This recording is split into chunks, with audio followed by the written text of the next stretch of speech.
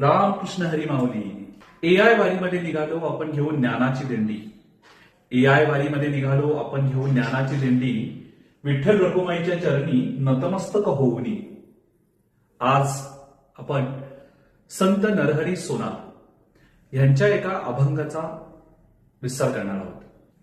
पण त्यापूर्वी जेव्हा मी हा संतांच्या विचार आणि अभंगांचा अभ्यास करायला घेतला तेव्हा मला एक गोष्ट खूप कॉमन जाणवली त्याच्यामध्ये.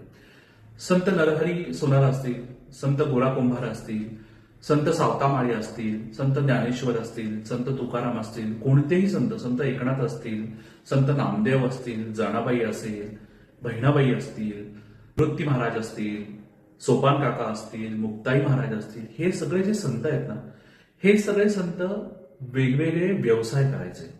म्हणजे त्यांच्या अर्थार्जनाची साधने वेगळी होती. म्हणजे कोणी कुंभार असेल, सोनार असेल, माळी असेल, शेतकरी असेल, पण हे सगळे एकाच अध्यात्मामध्ये बांधले गेले होते. म्हणजे याचा अर्थ कसा आहे की म्हणजे हे वेगवेगळे व्यवसाय करणारे होते. त्यांनी त्या व्यवसायाकडे फक्त आपलं अर्थार्जनाचं साधन म्हणून बघितलं. पण जेव्हा ते दुसऱ्या व्यक्तीकडे बघायचे तेव्हा त्या व्यक्तीकडे बघताना त्यांची दृष्टी मात्र त्या व्यवसायाच्या रिलेटेड नव्हती. आपलं उदाहरण घ्या. म्हणजे आपण काय करतो की एखादा व्यक्ती कुठल्या मोठ्या हुद्द्यावर असेल तर आपली त्याच्याकडे बघायची दृष्टी मात्र हा साहेब आहे.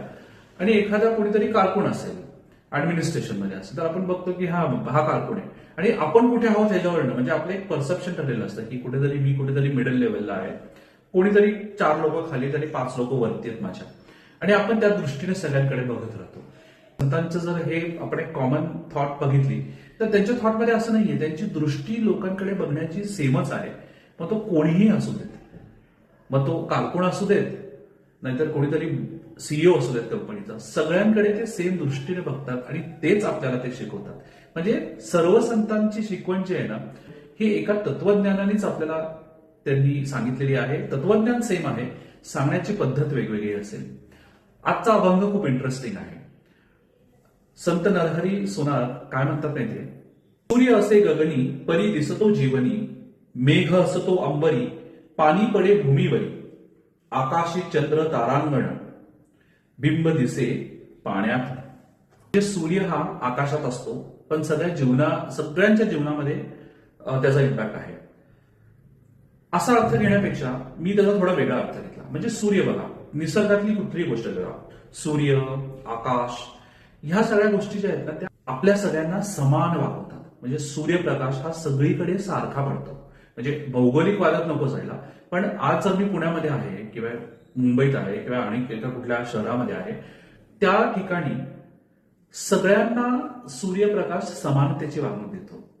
जसा पाऊस जेव्हा भूमीवरती पडतो तेव्हा तो सगळ्यांसाठी पाऊस पडतो. कुणा एकासाठी जास्त, कुणा एकासाठी कमी असा पडत नाही. तो भेदभाव निसर्गामध्ये नाही. जेव्हा आपण पाण्याच्या प्रतिबिंबामध्ये चंद्रा, तारे, तारांगण बघतो तर आपल्याला ते त्यांच्या प्रतिमाच दिसतात. म्हणजे ह्याच्यामध्ये सांगायचा उद्देश असा आहे की निसर्गानं कुठलाही भेदभाव केलेला नाही. मग माणूस का करतोय? बऱ्याचदा आपण खूप परसेप्शननी, जजमेंटली लोकांकडे बघत असतो, बरोबर आहे की नाही? त्याच्यामध्ये आपल्याला आलेले अनुभव पण असतात. आपल्याला एखाद्याचा खूप चांगला अनुभव आलेला असतो, मग आपण नेक्स्ट टाइम त्याच्याशी इंटरॅक्ट करताना खूप चांगल्या पद्धतीनं करतो.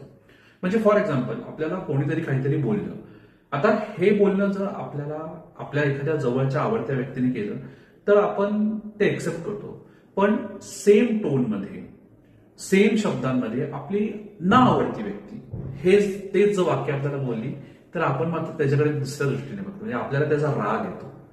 हे आपले रिॲक्शन्स वेगवेगळे असतात. आता त्याला बरीच कारणं आहेत. म्हणजे ते मे बी आपल्याला, जसं मी म्हटलं की मे बी आपल्याला आलेले अनुभव, मे बी त्यावेळेस काही आपले थॉट्स वेगळे असतील, त्याच्यामुळे आपण रिॲक्शन्स वेगळे असतील. पण ओव्हरऑल आपण सगळ्या गोष्टीकडे समानतेने बघत नाही. आपल्याकडे खूप आपण परसेप्शन्सच्या दृष्टीने लोकांकडे बघतो. आता जी तिसरी ओळ काय सांगितलंय त्यांनी सांगितलंय की हे सगळं जसं निसर्ग आपल्याला समानतेने बघतो, जसं आपल्या संतांनी पण आपल्याला सांगितलंय की तुम्ही सगळ्या गोष्टीकडे समानतेने बघा. आणि तसं बघा तर पुढच्या ओळीमध्ये त्यांनी सांगितलंय, बिंब पाहता दर्पणी, बिंब दिसे त्यातुनी. म्हणजे आपण आरशासमोर जर उभे राहिलो तर आपल्याला आपलं प्रतिबिंब आरशामध्ये दिसेल. ओके, म्हणजे थोडक्यात ज्या गोष्टी जशा आहेत ना तशा बघा. आपण करत नाही तसं. आपण काय करतो, आपल्याला जशा बघायच्या तशा त्या आपण गोष्टी बघतो आणि इथेच आपण चुकतो. आणि कदाचित आपल्या मे बी दुःख असेल किंवा मे बी आपल्याला स्ट्रेस येत असेल तर हा जो एक वन ऑफ द रिझन्स हे पण असेल, आपणच आहोत. म्हणजे त्याचं रिझन की आपण दृष्टिकोन जो आहे ना आपला, दृष्टीकडे बघण्याचा दृष्टिकोन हा आपला तितकं सरळ नाही आहे. प्रत्येक गोष्टीकडे आपण वेगवेगळ्या दृष्टिकोनातून बघतो आणि कदाचित त्यामुळेच आणि आपण बघतो म्हणून ते आपण भोगवतो. म्हणजे स्ट्रेस आपल्याला येतो किंवा दुःख आपल्याला होतं. आता पुढची ओळ पण खूप इंटरेस्टिंग आहे. त्याच्यामध्ये काय म्हटलंय, आत्मा अनुभवी पाहता देव दिसे हो तत्वता. ह्या ओळीचा अर्थ मी खूप लावण्याचा प्रयत्न केला आणि खूप वेगवेगळ्या पद्धतीनं ह्या ओळीकडे बघण्याचा प्रयत्न केला. आणि मला एकनाथ महाराजांची कथा जी आपण मागच्या अभंगात बघितली होती की तो माणूस एकनाथ महाराजांच्या अंगावरती थुंकतो, मग ते म्हणजे पान खाऊन थुंकतो आणि मग ते परत जातात, परत येतात, परत तो थुंकतो. हे 21 वेळा 108 वेळा होतं. एकनाथ महाराजांना त्या माणसाचा राग नाही आला का माहितीये? कारण एकनाथ महाराजांनी माणसाला एक माणूस म्हणून की अरे हा कोण आहे असं नाही बघितलं. ते सगळ्या माणसांना शरीराच्या परे जाऊन आत्मा म्हणून बघायचे. केवढा उदात्त विचार आहे बघा.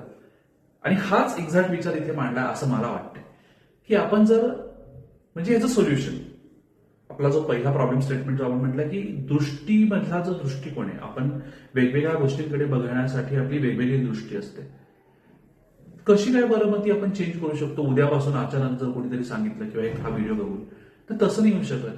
मग त्याच्यासाठी आपण स्मॉल स्टेप्स घेतला पाहिजे. तर वन ऑफ द स्टेप्स त्याच्यामध्ये असू शकते की जेव्हा आपण दुसऱ्याशी इंटरॅक्ट करायला जाऊ ना, तर त्याच्याकडे त्या व्यक्ती म्हणून न बघता एक आत्मा म्हणून बघू. का माहितीये? कारण जेव्हा आपण एखाद्या व्यक्तीला व्यक्ती म्हणून बघतो ना, तर आपण त्याच्यामध्ये खूप सारे परसेप्शन तर असतातच, पण त्याहीपेक्षा मला वाटतं आपण खूप जजमेंटल पण असतो. म्हणजे एखादी नवीन इंटरॅक्शन कोणाशी होत असेल तर ती माणूस आहे का, मुलगा आहे का, स्त्री आहे का, छोटं बाळ आहे, ह्याच्यावरनं पण आपण खूप सारे जजमेंट्स क्रिएट करतो. ते कसे दिसत आहेत, त्यांनी घातलेले कपडे कसे आहेत, त्यांची बोलण्याची पद्धत कशी आहे, ह्याच्यावरनं आपण जजमेंट करतो की अरे हा अमुक ठिकाणचा असेल, अमुक एका आर्थिक परिस्थितीतला असेल, अमुक एका सामाजिक परिस्थितीतला असेल, हा गावाकडचा असेल, हा शहरातला असेल, असे आपण बघतो आणि मग त्यानुसार आपण रिॲक्शन चेंज करतो. पण हे एक्झॅक्टली आपल्याला तसं नाही करायचंय. त्यांनी काय सांगितलं की सगळीकडे तुम्ही आत्मा म्हणूनच बघा. म्हणजे आपली रिॲक्शन आहे ना ही त्या माणसाच्या कुठल्याही रूप कसं आहे किंवा त्याचं शरीराचं कसं आहे हे न बघता त्याला तुम्ही बघताना आत्मा म्हणून बघा. म्हणजे अर्थातच जेव्हा आपण त्याला आत्मा म्हणून बघू ना किंवा एक आत्मा म्हणून बघू, तेव्हा आपली रिॲक्शन ही आपसूक त्या जजमेंटलच्या परे येईल. म्हणजे त्या जजमेंटलच्या वरती जाऊन ती रिॲक्शन येऊ शकते. आणि हे आपल्याला कधी करायचंय तर पुढच्या अभंगात पुढच्या ओळीत त्यांनी काय सांगितलंय, गुरुकृपा होय पूर्ण नरहरी लंपट निशिदिन. आता लंपट या शब्दाचा अर्थ लंपटगिरी करणं असं नाहीये, मग्नता. निशिदिनं म्हणजे तुम्ही रोज करा. आहे म्हणजे फॉर एक्झाम्पल आपण मेडिटेशन करत असू तर रोज मेडिटेशन मध्ये मे बी हा आपण एक थॉट घेऊन ह्या थॉटवरती मेडिटेशन करू शकतो की आपण आपला दृष्टिकोन जो आहे ना तो सुधारण्याचा प्रयत्न करू शकतो.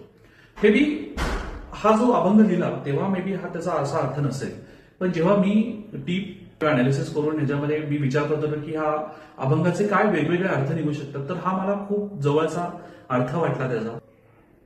आणि मला असं वाटतं की त्यांनी हा एक खूप खूप अशा निसर्गाच्या एक्झाम्पल्स देऊन, म्हणजे सूर्य, चंद्र, आभाळ, पाणी, पाऊस हे जे उदाहरण देऊन आपण कसं वागावं ह्याचं एक खूप छान एक्झाम्पल दिलं. आणि त्याच्यामध्ये जो गुरुकृपा हा शब्द आहे ना, तर त्याच्यामध्ये बऱ्याच ठिकाणी असं सांगण्यात आलंय की माणसाला गुरु असावा आणि मग गुरुकृपेनुसार आपल्यामध्ये चेंजेस होतील असं सांगितलंय. पण मला वाटतं की आजच्या ह्या आपल्या जीवनशैलीमध्ये ते तितकंसं पॉसिबल नाहीये. म्हणून मी त्याच्यामधला जो गुरुकृपा हा शब्द आहे तो तितक्याशा त्या गुरु ह्या अर्थाने न घेता मी म्हटलं की आपण असं एक्सप्लेन करू की आपण आपलं स्वतःला चेंज करण्यासाठी काय काय करू शकतो.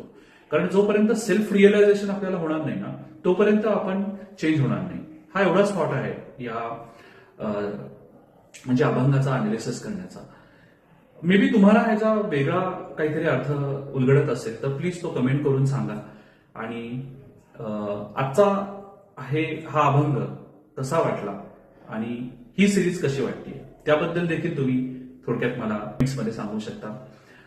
रामकृष्ण हरी माऊली.